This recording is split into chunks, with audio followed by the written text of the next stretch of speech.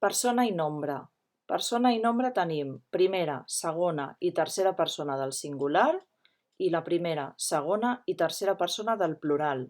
La persona i el nombre es corresponen amb els pronoms personals. Jo, tu, ell o ella, nosaltres, vosaltres i ells o elles. Aquí a sota ho teniu millor explicat. Quan he de pensar en la persona i el nombre, he de pensar en el pronom que concorda, que sona bé. Per exemple, dibuixava.